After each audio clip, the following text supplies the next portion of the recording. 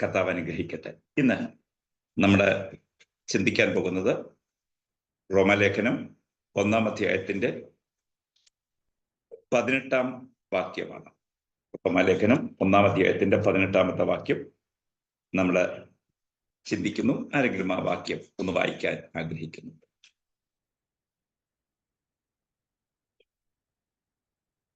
Somebody can read Romans chapter 1 verse 18.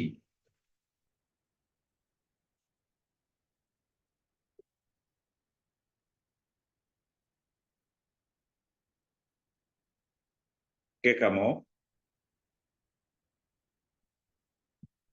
പൊതുവെ എനിക്കൊന്ന് നെറ്റിന്റെ ഇഷ്യൂ ഉണ്ടെന്ന് തോന്നല്ലേ ഫസ്റ്റ് പ്ലസ്.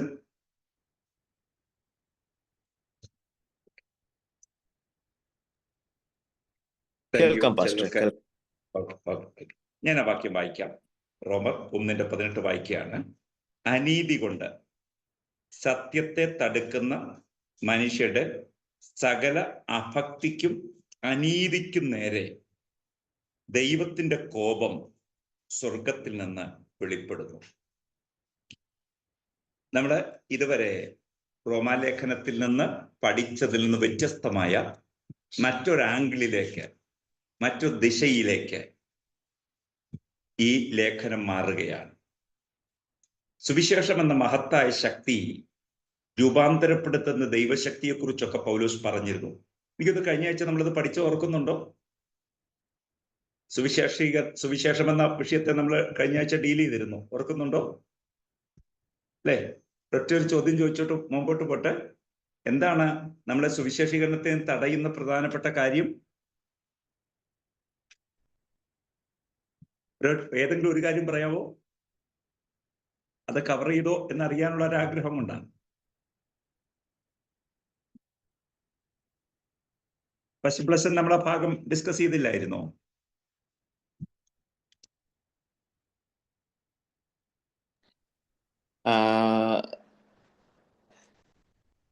അതെ, നമ്മൾ ഡിസ്കസ് ചെയ്തു. ഭയം. ഓക്കെ. എന്താ രണ്ടാമത്തേത് നമ്മള്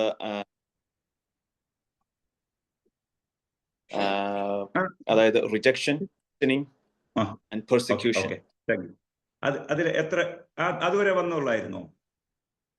അത് കഴിഞ്ഞിട്ട് അതിന്റെ അടുത്ത അപ്രധാനം, ഗോസ്പലൈസേഷൻ ഈസ് ഇൻസിഗ്നിഫിക്കന്റ്. ഓക്കെ ഓക്കെ, നമ്മൾ അതുവരെ എടുത്തോളാം. അപ്പൊ ഞാൻ ആ ഭാഗം തീർത്തിട്ട് ഇതിലോട്ട് വരാം. അത് കംപ്ലീറ്റ് ആക്കിയില്ലായിരുന്നു തോന്നുന്നു. അതിന്റെ പോയിന്റുകള് ഒന്ന് പറഞ്ഞത് അതിന്റെ മെസ്സേജ് ഓഫ് ജീസസ് ഇസ് ഇൻവാല്യുവബിൾ. രണ്ട് വായിച്ചത് ഇറ്റ് ഈസ് രണ്ട് നമ്മൾ കണ്ടത് we have only A limited time. Okay okay okay okay okay, thank you thank you. അപ്പൊ ഞാൻ ആ ഭാഗം മുഴുവൻ തീർത്തിട്ടുണ്ട്. Thank you. അപ്പൊ നമുക്ക് ഇതിലേക്ക് തന്നെ വരാം. അത് ഏകദേശം നിങ്ങൾ അകത്ത് കിടക്കട്ടെ കേട്ടോ.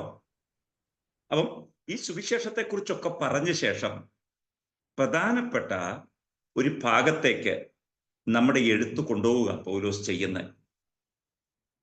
ദൈവം മനുഷ്യനോട് കോപിച്ചിരിക്കുന്നു. എന്താ കാര്യം? ദൈവത്തിന്റെ കോപത്തിന്റെ കാരണം എന്താണ്? ഇവിടെ വേദപുസ്തകത്തിൽ ആ വാക്ക് പറയുന്നത് എങ്ങനെയാണ്? ഞാൻ ഒന്നുകൂടെ വായിച്ചു കേൾപ്പിക്കാം. റോമർ 1:18. അനീതി കൊണ്ട് സത്യത്തെ തടുക്കുന്ന മനുഷ്യരുടെ സകല അഭക്തിക്കും അനീതിക്കും നേരെ ദൈവത്തിന്റെ കോപം വരുന്നു. അനീതി കൊണ്ട് സത്യത്തെ തടുക്കുക. ദൈവം നമ്മളോട് കോപിക്കാനല്ല ദൈവത്തിന്റെ താല്പര്യം. കർത്താവ് നമ്മെ സൃഷ്ടിച്ചത് സ്നേഹിക്കാനും കൂടെ ഇരിക്കാനും വേണ്ടിയാണ്. ഞാൻ ഒന്ന് രണ്ട് കാര്യങ്ങൾ നിങ്ങളുടെ ബോധ്യങ്ങൾക്ക് വേണ്ടി പറയാം, കേൾക്കൂ. ദൈവം നമ്മളുമായുള്ള ഫെലോഷിപ്പിനാണ് കൂടുതൽ പ്രാധാന്യം കൊടുക്കുന്നത്. നമ്മളുമായിട്ടുള്ള കൂട്ടായ്മയ്ക്കാണ് ദൈവത്തിന് കൂടുതൽ പ്രാധാന്യം. നമ്മള് പലപ്പോഴും ഈ വർഷിപ്പും ഫെലോഷിപ്പും തമ്മിൽ ഒത്തിരി വ്യത്യാസങ്ങൾ അല്ലെങ്കിൽ ഒത്തിരി ഇമ്പോർട്ടൻസ് മാറ്റങ്ങൾ നമ്മൾ വരുത്താറുണ്ട്. നിങ്ങളോട് സ്നേഹത്തോടെ പറയട്ടെ ഈ ഒരു കാര്യം. കർത്താവിന് നമ്മളെ വേണ്ടുന്നത് നമ്മളുമായിട്ടുള്ളൊരു കൂട്ടായ്മയുടെ ബന്ധത്തിൽ മുമ്പോട്ട് പോകാൻ വേണ്ടിയാണ്. ഫെലോഷിപ്പാണ് ദൈവം നമ്മിൽ നിന്ന് ആഗ്രഹിക്കുന്നത്.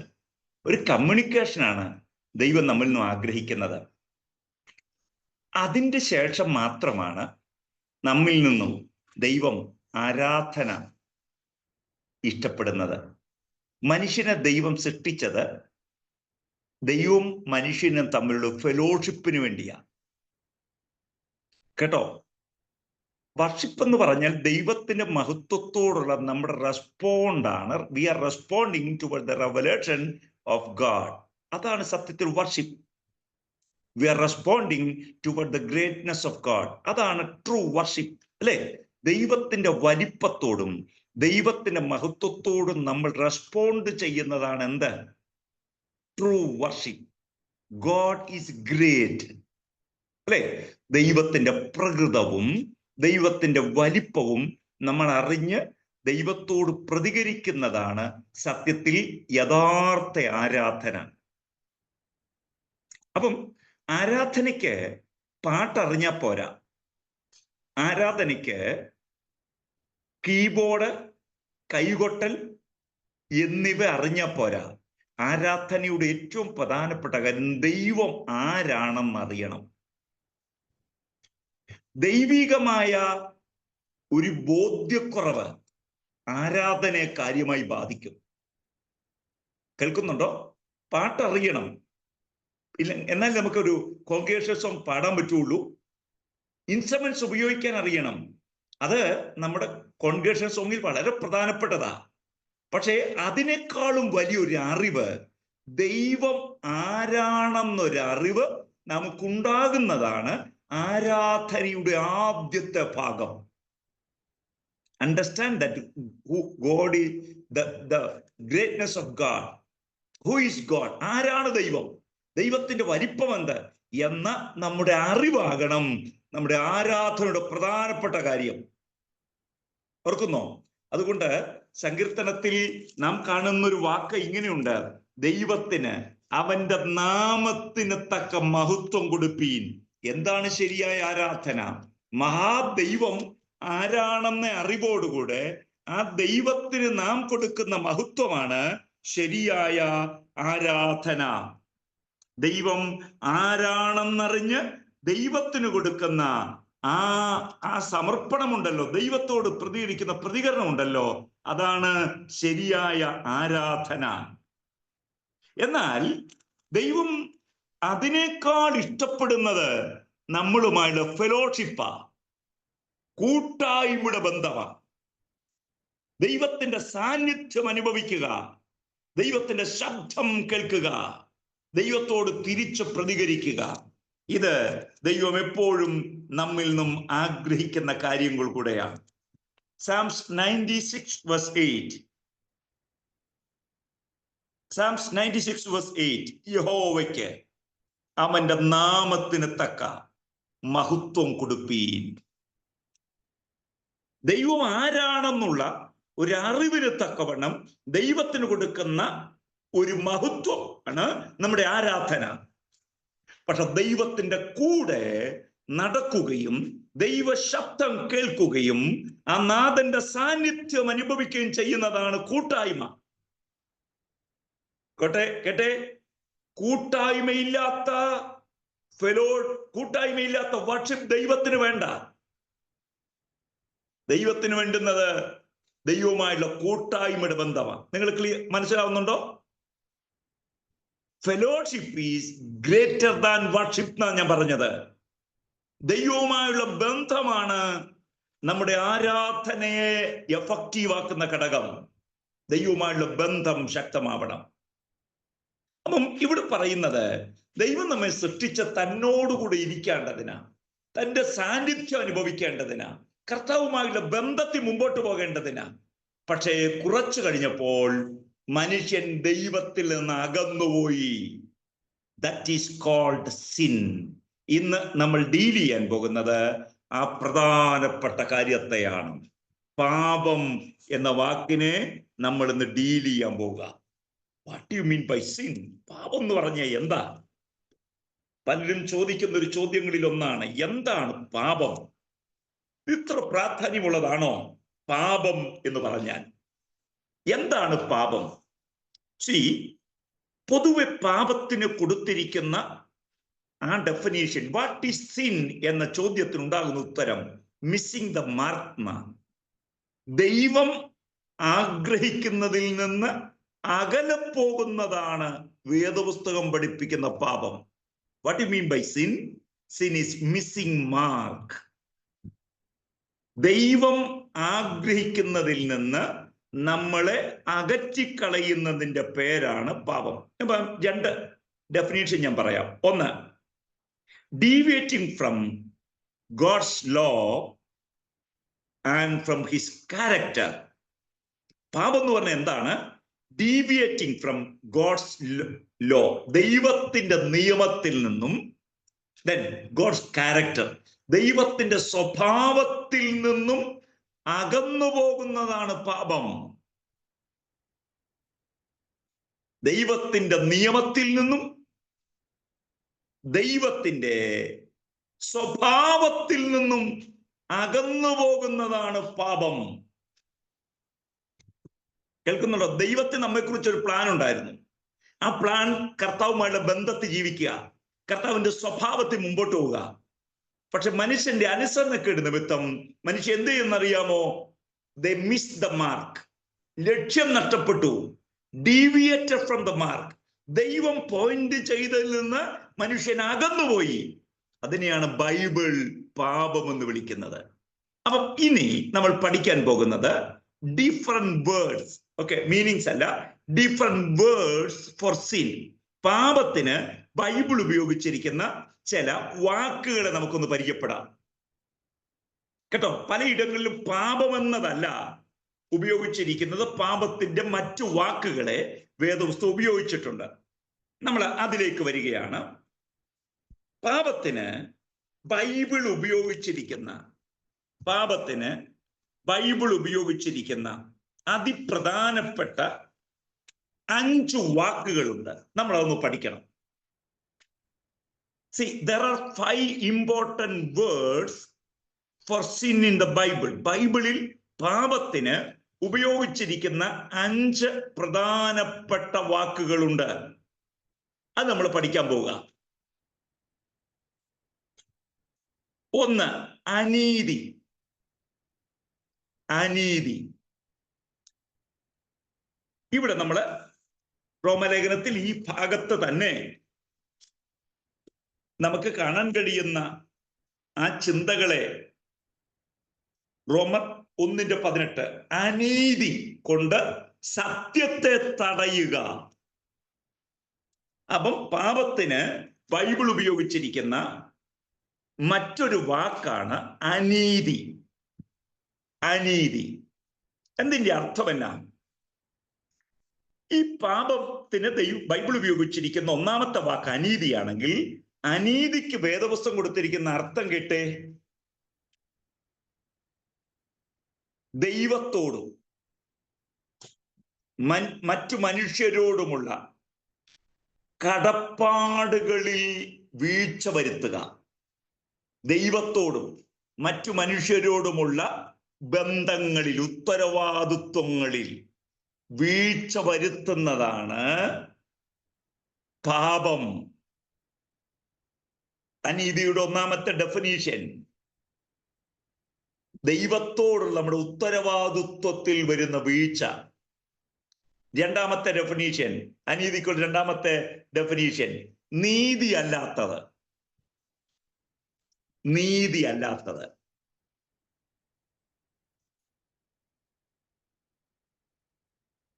കേൾക്കുന്നുണ്ടോ? ഈ ഭൂമിയിൽ നമ്മൾ എങ്ങനെ ജീവിക്കണമെന്ന് ദൈവം ഒരു വ്യവസ്ഥിതി ഇവിടെ വെച്ചിട്ടുണ്ട്. ആ നീതിയല്ലാത്ത ഒരിടത്തും ദൈവം പ്രസാദിക്കുകയോ ദൈവം നമ്മളെ സഹായിക്കുകയോ ചെയ്യുകയില്ല.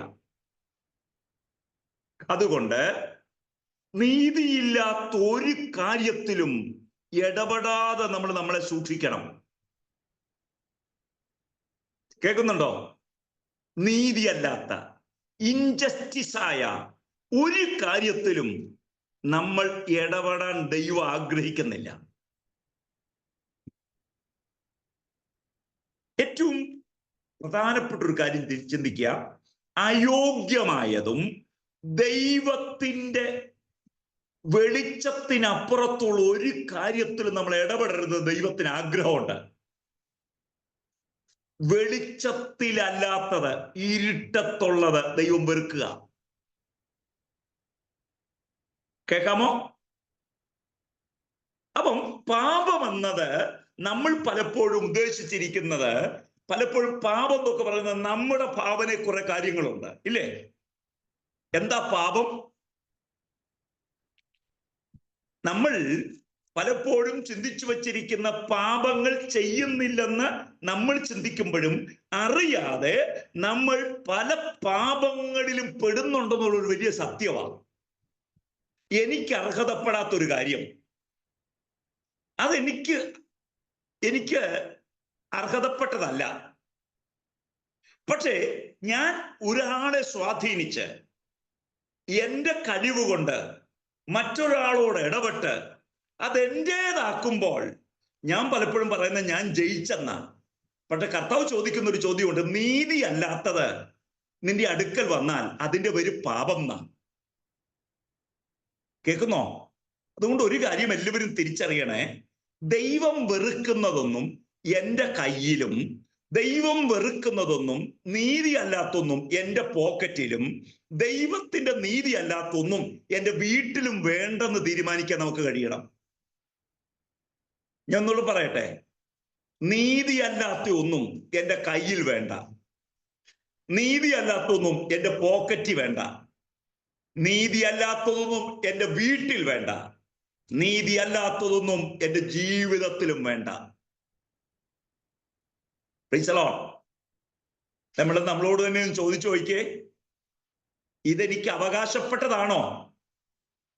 നിങ്ങൾക്കും എനിക്കും അവകാശപ്പെടാത്ത എന്തിനേയും സ്വാധീനം കൊണ്ട് നാം നമ്മുടേതാക്കുമ്പോൾ ദൈവം പറയുക, that is missing the mark. കാരണം ദൈവത്തിന്റെ സ്വഭാവത്തിൽ നിന്ന് നമ്മളെ അകറ്റുന്ന എന്തും പാപമാണെന്ന് ചിന്തിക്കാൻ നമുക്ക് കഴിയണം. അപ്പൊ പാപത്തിന് ഒന്നാമത്തെ വാക്ക് കൊടുത്തിരിക്കുന്നുണ്ടോ? അനീതി. അനീതി, നീതിയല്ലാത്തത്. Is it important? ദൈവത്തിന് നീതി എന്ന് പറയുന്നത് ഇത്ര പ്രാധാന്യമുള്ളതാണോ? അതെ, നമ്മൾ വിളിക്കുന്ന ദൈവം നീതിമാനായ ദൈവം എന്നുള്ളതാ, അല്ലെ? God of justice. പഴയ നിയമത്തിലെ 2 പുസ്തകങ്ങളെ നിങ്ങളൊന്ന് പഠിക്കാം. Book of Amos and book of mica. ഈ 2 പുസ്തകങ്ങളും പഠിച്ചാൽ അവിടെ ദൈവം ഉയർത്തുന്ന പ്രധാനപ്പെട്ട ശബ്ദം ദ വോയിസ് ഫോർ ജസ്റ്റിസ്, നീതിക്ക് വേണ്ടിയുള്ള ശബ്ദമാണ്. കേൾക്കുന്നോ? ഓൾഡ് ടെസ്റ്റ്മെന്റിൽ ആമോസിന്റെ പ്രവചനവും മീഖയുടെ പ്രവചനവും വായിച്ചാൽ അവിടെ ഡീൽ ചെയ്യുന്ന ഏറ്റവും പ്രധാനപ്പെട്ട കാര്യമാണ് അനീതി. അതുകൊണ്ട് നമ്മൾ ഉദ്ദേശിക്കുന്ന പാപം എന്ന കർമ്മത്തെ മാത്രമല്ല വേദപുസ്തകം പാപം എന്ന് പറയുന്നത്. പാപം എന്ന് പറഞ്ഞാൽ അനീതിയാണ് കേട്ടോ. ഏത് അനീതിയും ദൈവം വെറുക്കുന്നതാണ്. 2, അഭക്തി. അഭക്തി. Romans chapter 5:6. റോമൻസ് 5:6. നമ്മൾ അഭക്തരായിരുന്നപ്പോൾ കർത്താവ് നമ്മളെ രക്ഷിച്ചു. 3 സ്റ്റേറ്റ്മെന്റ് ഞാൻ പറയാം, അതൊന്ന് ശ്രദ്ധിച്ചു കേൾക്കുക. വാട്ട് യു മീൻ അഭക്തി? Rejecting what is true. ദൈവമെന്ന യാഥാർത്ഥ്യത്തെ തള്ളുന്നതാണ് അഭക്തി. ഒന്നുകൂടെ പറഞ്ഞാൽ എന്താ അഭക്തി? അഭക്തി എന്ന വാക്കിന്റെ അർത്ഥം ഉള്ളതിനെ ഇല്ലെന്ന് ചിന്തിച്ച് ജീവിക്കുക. ഏത് അഭക്തിയും പാപമത്രേ. റോമർ 5:6. ഇതിന്റെ അർത്ഥം ദൈവമില്ലെന്നുള്ള നിലയിൽ ദൈവത്തെ നിഷേധിക്കുക. There is no God, there is no punishment, there is no accountability എന്നൊക്കെ നിലയിൽ നിഷേധിക്കുന്നതാണ് അഭക്തി. അപ്പൊ 3 വാക്യം പറയാം. ഒന്ന് അഭക്തി. എന്താ അഭക്തി? ഉള്ളതിനെ ഇല്ലെന്ന് ചിന്തിക്കുക. There is one God, but many of the people, they are telling that there is no God. That is called അഭക്തി. കേൾക്കുന്നോ? രണ്ടാമത്തേത് കപടഭക്തി. അഭക്തിയുടെ പ്രത്യേകത എന്താ? ഉള്ള ഒന്ന് ഇല്ലെന്ന് പറയുന്നു. ഇനി കപടഭക്തിയുടെ പേരോ? ഇല്ലാത്ത ഒന്ന് ഉണ്ടെന്ന് കാണിക്കുന്നു. ഭക്തി എന്ന് പറഞ്ഞാൽ എന്താ? അഭക്തി എന്ന് പറഞ്ഞാൽ എന്താ? There is a God, ദൈവമുണ്ട്. ഈ ഉള്ള ഒന്നിനെ ഇല്ലെന്ന് പറയുന്നതാണ് അഭക്തി. നിങ്ങൾക്ക് മനസ്സിലാവുന്നുണ്ടോ? ആവർത്തിക്കണോ?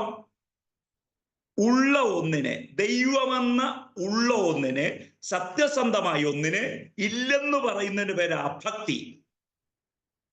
പക്ഷെ കപടഭക്തിയോ? ഇല്ലാത്ത ഒന്ന് ഉണ്ടെന്ന് കാണിക്കുന്നതാണ് കപടഭക്തി. ഹലോ, കുറെ പേരുടെ ആത്മീകത കപടമായി മാറാൻ കാരണം ഇല്ല, സത്യമായിട്ടും പലതും ഇല്ല, പക്ഷെ ഉണ്ടെന്ന് കാണിക്കുക. കേൾക്കുന്നോ? ഞാൻ നീതിയിലല്ല ജീവിച്ച, പക്ഷെ നീതിയിലാണെന്ന് അഭിനയിച്ച് കാണിക്കുക. അതിനാണ് വേദപുസ്തകം കപടഭക്തിക്ക് കൊടുത്തിരിക്കുന്ന ഒരു വാക്കുണ്ട്, വേഷം കെട്ടി അഭിനയിക്കുക എന്ന്. വേഷം കെട്ടി അഭിനയിക്കുക. ഇല്ലാത്തത് ഉണ്ടെന്ന് കാണിക്കാൻ വരുത്തി തീർക്കുന്ന എല്ലാ ശ്രമവും അഭക്തിയാണ്. കപടഭക്തിയാണ്. കപടഭക്തി ഇല്ലാത്ത പലതും ഉണ്ടെന്ന് കാണിക്കുക. കേൾക്കുന്നോ? ഒരാഴ്ച മുഴുവൻ ദൈവമായിട്ട് ബന്ധം ഇല്ലാതെ ജീവിച്ച ശേഷം സഭയുടെ മുമ്പിൽ വന്ന്, ആൾക്കാരുടെ മുമ്പിൽ വന്ന് ഞാൻ ഭക്തനാണെന്ന് അഭിനയിക്കുന്ന അഭിനയത്തെ വേദപുസ്തകം വിളിക്കുകയാണ് കപടഭക്തി. അല്ലേ? കർത്താവിനത് വേണ്ട. നമ്മുടെ ഭക്തി കാണിക്കാനുള്ളതല്ല, നമ്മുടെ ഭക്തി ജീവിക്കാനുള്ളതാണ്. കേൾക്കുന്നുണ്ടോ? വേദപുസ്തകത്തിന്റെ ഭക്തി ആരെ കാണിക്കാനല്ല, വേദപുസ്തകത്തിന്റെ ഭക്തി ജീവിക്കാനുള്ളതാണ്. അല്ലേ? യേശു കർത്താവ് തന്റെ ഗിരിപ്രഭാഷണത്തിൽ, സെർമൺ ഓൺ ദ മൗണ്ടിൽ, യേശു കർത്താവ് പറഞ്ഞ 1-2 സ്റ്റേറ്റ്മെന്റിനെ ചിന്തിച്ചിട്ട് നമുക്ക് ഈ ഭാഗത്തോട്ട് വരാം. നമ്മൾ പാപം എന്നുള്ള സ്റ്റേറ്റ്മെന്റാ ഡിസ്കസ് ചെയ്ത് വരുന്നത് കേട്ടോ. പാപം അഭക്തിയാണ് പാപം എന്നാണ് ഞാൻ പഠിപ്പിച്ചത്. ഏത് അഭക്തിയും പാപം തന്നെ. അഭക്തി എന്ന് പറഞ്ഞ ദൈവത്തെ ഇല്ലെന്ന് പറയുന്നത് പാപമാണ്. അതുപോലെ തന്നെ പാപമാണ് ഇല്ലാത്തൊന്നിനെ ഉണ്ടെന്ന് കാണിക്കുന്നതും.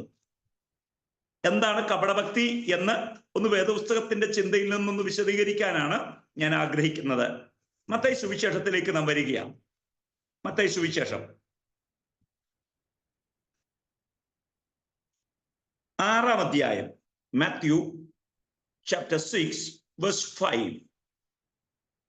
ആ വാക്കൊന്ന് വായിക്കാവോ? നിങ്ങൾ പ്രാർത്ഥിക്കുമ്പോൾ കപടഭക്തിക്കാരെ പോലെ ആകരുത്, അവർ മനുഷ്യരെ കാണിക്കേണ്ടതിന്, അത് ഇവിടുത്തെ മനോഹരമായ വാക്കാ, വിളങ്ങേണ്ടതിനെന്ന, ഷൈൻ ചെയ്യേണ്ടതിന്, ആൾക്കാരുടെ മുമ്പിൽ ഭക്തനാണെന്ന് കാണിക്കേണ്ടതിന് നിങ്ങൾ പ്രാർത്ഥിക്കുമ്പോൾ കപടഭക്തിക്കാരെ പോലെ ആകരുത്, അവർ മനുഷ്യർക്ക് വിളങ്ങേണ്ടതിന് പള്ളികളിലും തെരുക്കോണുകളും നിന്നുകൊണ്ട് പ്രാർത്ഥിക്കാൻ ഇഷ്ടപ്പെടുന്നു.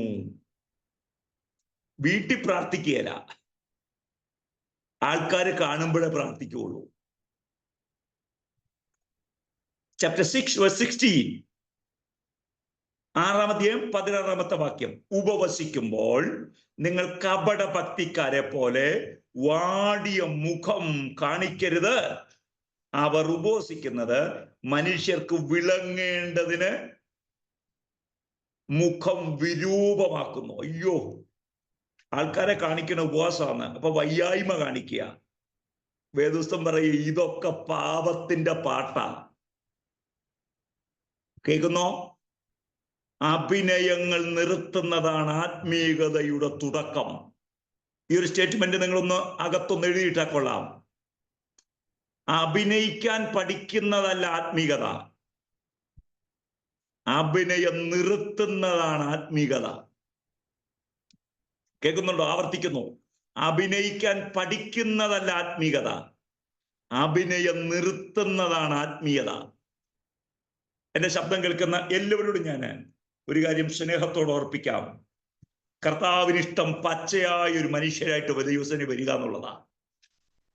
നമുക്കൊരു ഫെയിലിയർ ഉണ്ടായോ, അതിനെ കവറപ്പ് ചെയ്യണ്ട. കർത്താവോട് പറയണം, കർത്താവേ എനിക്കിങ്ങനൊരു മിസ്റ്റേക്ക് ഉണ്ടായി, എനിക്കിങ്ങനൊരു ഫെയിലിയർ ഉണ്ടായി, എന്നോട് ക്ഷമിക്കണം. കവറപ്പ് ചെയ്താൽ ദൈവം കോപിക്കും. കർത്താവിനോട് ഏറ്റു പറയും, കർത്താവേ എനിക്ക് പറ്റിയില്ല, ഇങ്ങനെ ചില കാര്യങ്ങളിൽ ഞാൻ പെട്ടുപോയി, എന്നോട് ക്ഷമിക്കണം.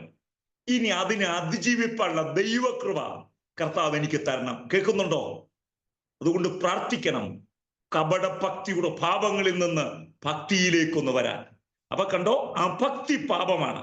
ഞാൻ അഭക്തിയെ കുറിച്ച് പറഞ്ഞപ്പോഴാണ് കപടഭക്തിയെ കുറിച്ച് പറഞ്ഞത്. കപടഭക്തി എന്ന് പറഞ്ഞാൽ ഇല്ലാത്തത് ഉണ്ടെന്ന് കാണിക്കുക, ഭക്തിയോ ഉള്ളത് ഉള്ളതുപോലെ കാണിക്കുക. അതിനെ ഭക്തി എന്ന് പറയുന്നത്. ഹല്ലേലൂയ. നമ്മുടെ ജീവിതത്തിൽ കർത്താവുമായുള്ള ബന്ധത്തിന്റെ പച്ചയായ മനുഷ്യരായി ജീവിക്കാൻ ദൈവത്തിന് ആഗ്രഹമുണ്ട് കേട്ടോ. ഒരിക്കലും കർത്താവ് നമ്മളോടൊരു കാര്യം ഇടപെടുമ്പോ കർത്താവ് ഞാൻ അങ്ങനെയല്ല, ഞാൻ ഇങ്ങനെയാണെന്നുള്ള സെൽഫ് ജസ്റ്റിഫിക്കേഷൻ നിർത്തുക, സറണ്ടർ ചെയ്യുക.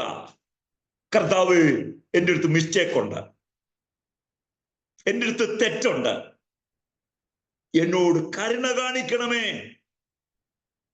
If you confess with your mouth, God will show the mercy. ദൈവത്തിന്റെ മുമ്പിൽ നാം ഏറ്റുപറഞ്ഞാൽ, കരുണയ്ക്കായി അപേക്ഷിച്ചാൽ കർത്താവ് നമ്മളെ തള്ളുകയില്ല.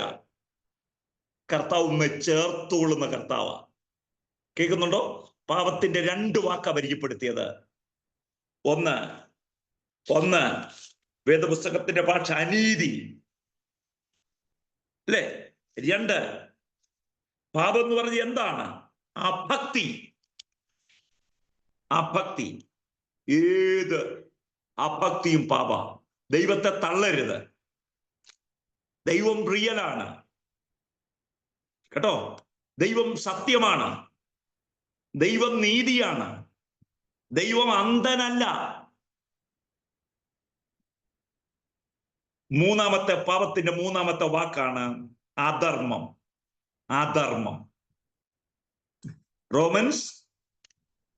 Romans chapter 6 verse 19. Romans chapter 6 verse 19. Romans chapter 2 verse 12.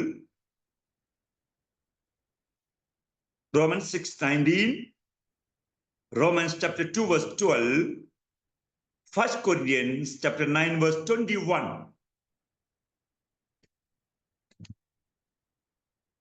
ഒന്നുകൂടെ പറയാം. അധർമ്മം, അനോമിയ എന്ന വാക്കാണ് ഗ്രീക്കിൽ ഉപയോഗിച്ചിരിക്കുന്നത്. അനോമിയ. Romans 6:19, Romans chapter 2 verse 12, 1 Corinthians chapter 9 verse 21. എന്താണ് ഈ അധർമ്മം? കേട്ടോ, ശരി എന്താണെന്നറിഞ്ഞിട്ട് തെറ്റ് ചെയ്യാനുള്ള മനുഷ്യന്റെ പ്രകൃതമാണ് പാപം. We knew the truth, we knew the right, we knew the just. പക്ഷേ സത്യം അറിഞ്ഞിട്ടും ശരി അറിഞ്ഞിട്ടും തെറ്റ് ചെയ്യാനുള്ള ഒരു പ്രവണതയുണ്ടല്ലോ വേദപുസ്തകം, അതിനെയാണ് അധർമ്മം എന്ന വാക്കുകൊണ്ട് അർത്ഥമാക്കുന്നത്. ഒന്നുകൂടെ പറയട്ടെ. വാട്ട് യു മീൻ ബൈ അധർമ്മം? അനോമിയ, അനോമിയ എന്ന വാക്കിന്റെ അർത്ഥം ശരി എന്താണെന്ന് അറിഞ്ഞിട്ടും തെറ്റ് ചെയ്യാനുള്ള മനുഷ്യന്റെ ഒരു ഒരു ഒരു ഒരു ടെൻഡൻസി. That is sin. എന്റെ സഹോദരീ സഹോദരന്മാരെ, നമ്മളെയൊക്കെ വേണ്ടി കർത്താവ് ചെയ്ത ഏറ്റവും വലിയൊരു കാര്യം പാപത്തെ പാപമായി കാണാനും തെറ്റിനെ തെറ്റായി കാണാനും കർത്താവ് നമ്മളെ സഹായിച്ചു എന്നുള്ളതാണ് നമ്മുടെ യുദ്ധത്തിൽ കർത്താവ് ചെയ്ത വലിയ കാര്യങ്ങളിലൊന്ന്. എന്തിനെ കാണാൻ പറ്റി? പാപത്തെ പാപമായി കാണാൻ, തെറ്റിനെ തെറ്റായി കാണാൻ, അനീതി അനീതിയായി കാണാൻ. See things as it is. തെറ്റിനെ തെറ്റായി കാണാൻ, പാപത്തെ പാപമായി കാണാൻ, വീഴ്ചയെ വീഴ്ചയായി കാണാൻ ദൈവം നമുക്ക് കിട്ടിയ അവസരത്തെയാണ് നമ്മൾ സന്തോഷിക്കേണ്ടത്. പക്ഷെ അധർമ്മം എന്ന് പറഞ്ഞ എന്താ? നീതി ചെയ്യാൻ അറിഞ്ഞിട്ടും, സത്യം ചെയ്യാൻ അറിഞ്ഞിട്ടും, വെളിച്ചത്തിൽ ജീവിക്കാൻ അറിഞ്ഞിട്ടും മനുഷ്യൻ എന്ത് ചെയ്തെന്നറിയാവോ? അതിനേക്കാൾ തെറ്റിനെ ഇഷ്ടപ്പെടുന്നു. അതാണ് ബൈബിൾ പറയുന്ന പാപത്തിന്റെ മൂന്നാമത്തെ അർത്ഥം. നോക്കിക്കേ, ദൈവശബ്ദത്തിന് എതിരായി മനഃപൂർവ്വം കാതുകളെ പൊത്തിക്കളയുക. കേട്ടെ, ദൈവം നമ്മോട് ശബ്ദിക്കുക, ദൈവം നമ്മോട് സംസാരിക്കുക. ഈ സംസാരം നമുക്ക് കേൾക്കാൻ താല്പര്യമില്ലാതെ വണ്ണം നമ്മൾ എന്ത് ചെയ്യുന്നു? നമ്മുടെ ചെവി ഇങ്ങനെ പൊത്തുക. ഇതിന് വേദപുസ്തകം കൊടുത്തിരിക്കുന്ന ഈ അർത്ഥമാണ് പാരക്കോയെ എന്ന് പറഞ്ഞാൽ ദൈവത്തിന്റെ നീതിക്ക് നേരെ കണ്ണടച്ച് കളയുക, ചെവി പൊത്തിക്കളയുക. കേൾക്കുന്നോ? കണ്ണടച്ച് രക്ഷപ്പെടാൻ നമുക്ക് പറ്റുകയില്ല. കാരണം ഇതിലെ പ്രമാണങ്ങൾ വായിച്ച മനസ്സിലാവുന്നതാ, ഇല്ലേ? ഇന്ത്യൻ പീനൽ കോഡ്, ഇന്ത്യയുടെ ശിക്ഷ, ഇന്ത്യയുടെ നിയമവ്യവസ്ഥിതി പലതും വായിച്ച നമുക്ക് മനസ്സിലാകുകയില്ല. പക്ഷെ ബൈബിൾ അങ്ങനെയല്ല. നുണ പറയരുതെന്നുള്ള വാക്കിന് ഇനി വിശദീകരണം വല്ലതും വേണോ? വേണ്ടല്ലോ. നുണ പറയരുതെന്നുള്ള വാക്കിന് വിശദീകരണം വേണ്ട. പക്ഷേ അത് നമ്മൾ അറിഞ്ഞിട്ടും അതിൽ നിന്നും മാറി നമ്മൾ പലപ്പോഴും ദൈവം വെറുക്കുന്നതിലേക്ക് മാറുന്നതാണ് വേദപുസ്തകത്തിന്റെ അർത്ഥം, പാപം എന്ന വാക്കിന്റെ അർത്ഥം.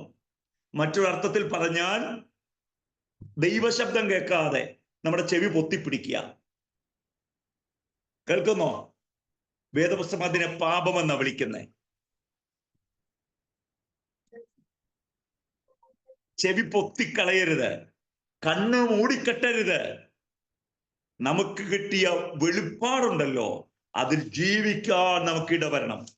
നിങ്ങൾ ഈ ചിന്തകൾ വെച്ചുകൊണ്ട് തന്നെ അടുത്ത റെഫറൻസിലേക്ക് നമ്മളൊന്ന് മൂവ് ചെയ്യാം. ബുക്ക് ഓഫ് ജെയിംസ്, യാക്കോബിന്റെ ലേഖനത്തിലേക്ക് നമ്മൾ വരുന്നേ. ബുക്ക് ഓഫ് ജെയിംസ്, യാക്കോബിന്റെ ലേഖനം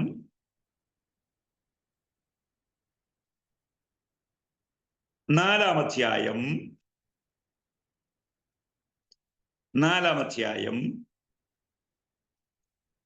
17-ാമത്തെ വാക്യം. യാക്കോബ് 4:17. ഞാനത് വായിക്കാം. നന്മ ചെയ്യുവാൻ അറിഞ്ഞിട്ടും ചെയ്യാത്തവന് അത് പാപമാണ്. അപ്പം ഈ അധർമ്മം എന്ന വാക്കിനെ നമ്മൾ ഒന്നുകൂടെ ഒന്ന് തിരിച്ചറിഞ്ഞു നോക്കിയേ. ശരി ഏതാന്ന് അറിഞ്ഞിട്ടും ശരിയേക്കാൾ തെറ്റിനെ ഇഷ്ടപ്പെടുക, അത് പാപമാണ്. ദൈവം വെറുക്കുന്നത് അറിഞ്ഞിട്ടും അത് ചെയ്യാൻ വീണ്ടും താല്പര്യപ്പെടുക.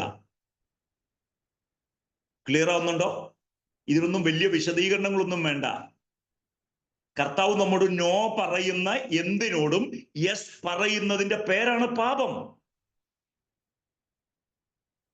ഇനി കർത്താവ് നമ്മോട് യെസ് പറയുന്ന ഏതിനോടും നമ്മൾ നോ പറയുന്നതിന്റെ പേരാണ് പാപം. കേൾക്കുന്നോ? ചില കാര്യങ്ങൾ നമ്മളോട് കർത്താവ് ചെയ്യണം എന്ന് പറയുമ്പോൾ നമ്മൾ ചെയ്യാതിരിക്കുന്നെങ്കിൽ അത് പാപമാണ്. കമ്മിറ്റിങ് മാത്രമല്ല, ഓമിറ്റിങ്, ചിലതിനെ വേണ്ടെന്ന് വെക്കുന്നതും പാപമാണ്. ചെയ്യൽ മാത്രമല്ല, ചെയ്യാതിരിക്കലും പാപമാണ്. നിങ്ങൾക്ക് ക്ലിയർ ആണോ? കുറച്ച് ടഫാണ്, എങ്കിലും ഒന്ന് മനസ്സിലാക്കാൻ വേണ്ടി ശ്രമിച്ചേ. എന്താണ് അധർമ്മം? ദൈവത്തിന്റെ ശബ്ദത്തിനും ദൈവത്തിന്റെ നീതിക്കുമെതിരെ, ദൈവത്തിന്റെ ശബ്ദത്തിനെതിരെ കാതുപൊത്തുക, ദൈവത്തിന്റെ നീതിക്കെതിരെ കണ്ണു മൂടിക്കെട്ടുക, സത്യം ചെയ്യാൻ അറിഞ്ഞിട്ടും അസത്യത്തെ ഇഷ്ടപ്പെടുക, വെളിച്ചത്തെക്കാൾ മനുഷ്യൻ ഇരുട്ടിനെ സ്നേഹിക്കുക. ഇതൊക്കെയാണ് പാപം. അപ്പൊ പാപത്തിന് നമ്മൾ പഠിച്ചിരിക്കുന്ന ഒന്നാമത്തെ വാക്ക് ഞാൻ ഒന്നുകൂടെ പറയാം. പാപത്തിന് നമ്മൾ പഠിച്ചിരിക്കുന്ന ഒന്നാമത്തെ വാക്ക് അനീതി എന്നുള്ളതാ, നീതിയല്ലാത്തത്.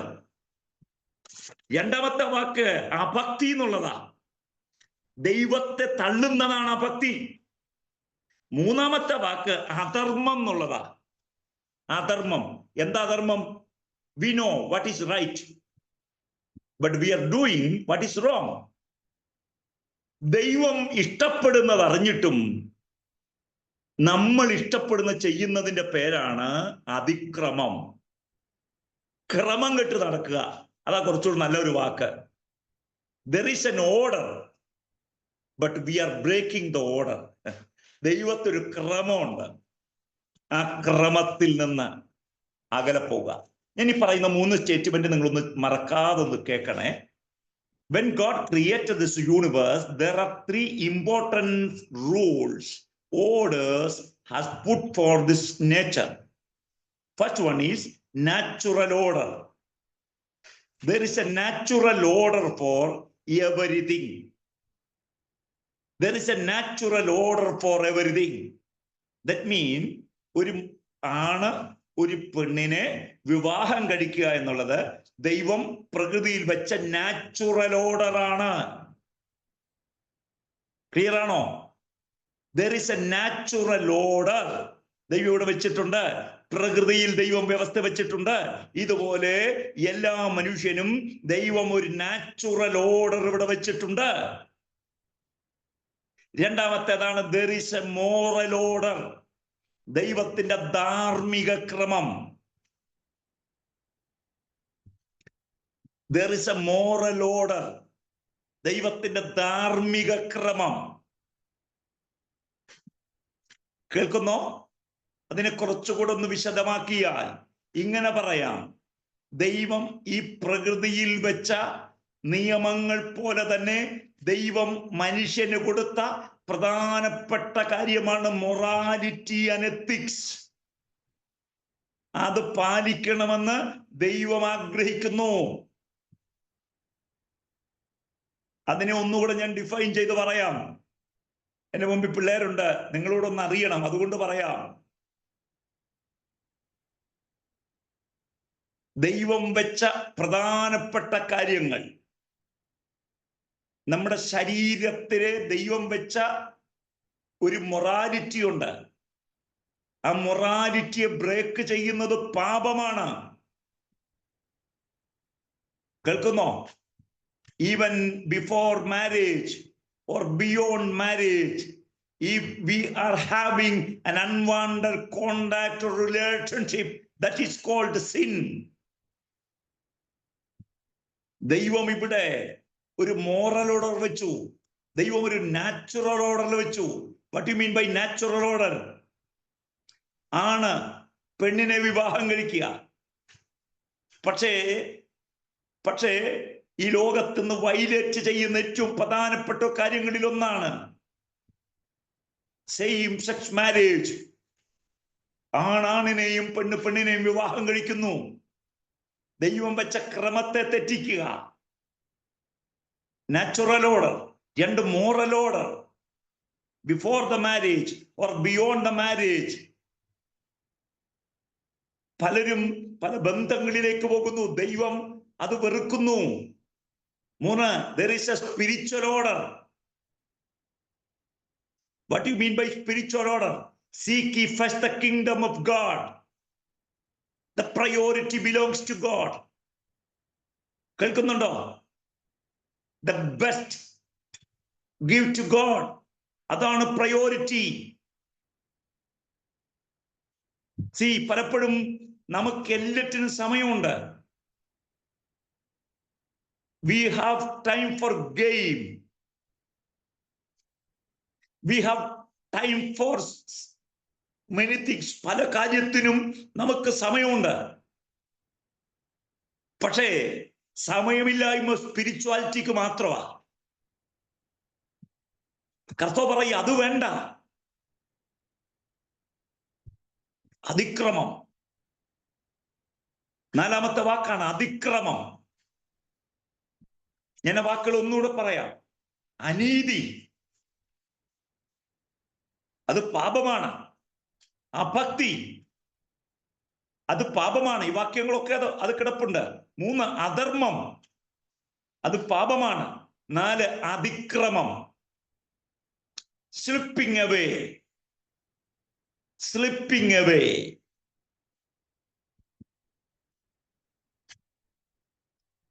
സെൽഫ് കൺട്രോൾ നഷ്ടപ്പെട്ട മനുഷ്യൻ പാപത്തിലേക്ക് സ്ലിപ്പ് ചെയ്യുന്നു, തെന്നി വീഴുന്നു, വഴുതി മാറും. Romans chapter 4 verse 14. Romans chapter 4 verse 14. Book of Romans chapter 5 verse 25.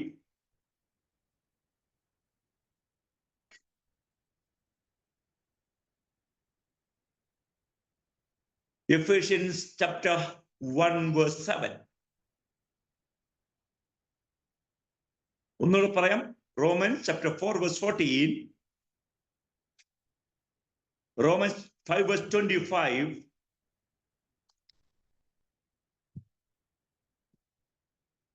Ephesians 1 verse 7. അതിക്രമം. സാംസ് 32 verse 1 ഇതിൽ ക്ലിയർ ആയി കൊടുത്തിട്ടുണ്ട്.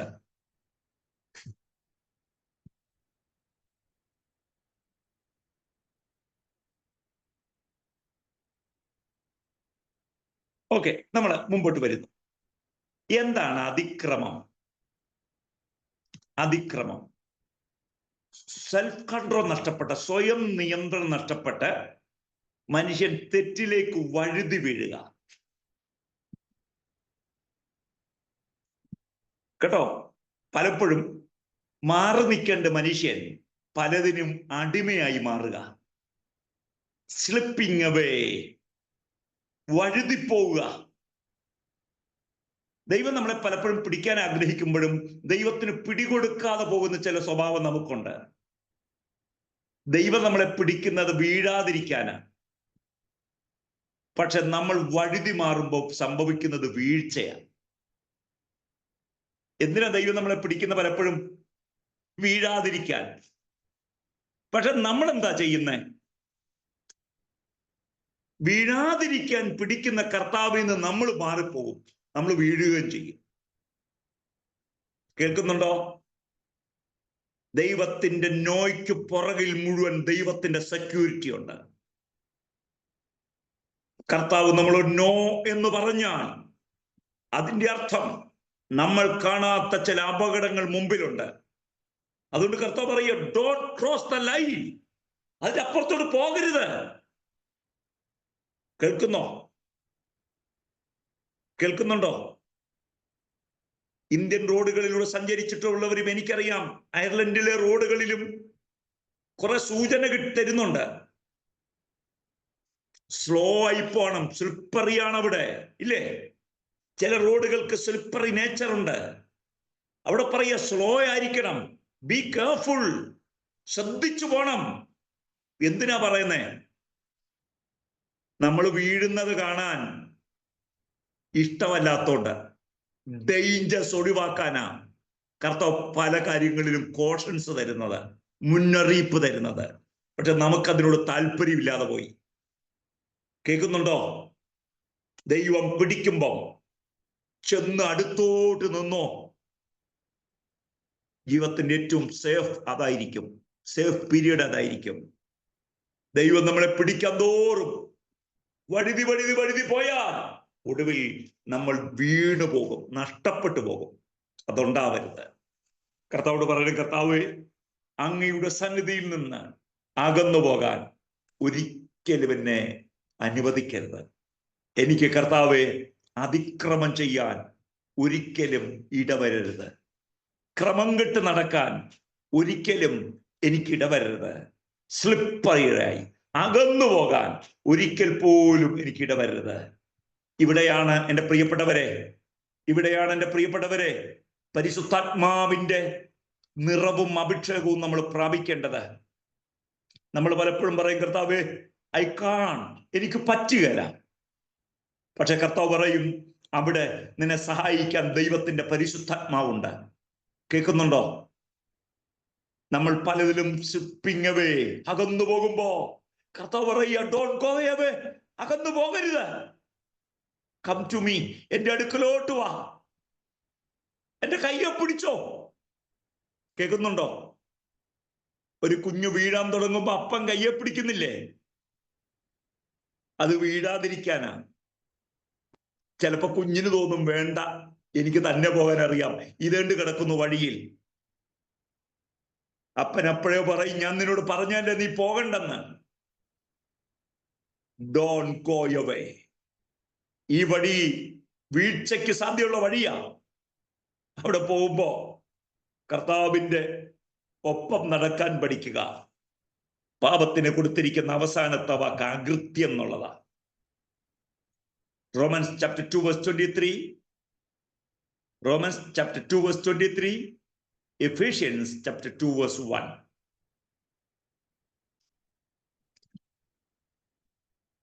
അകൃത്യം.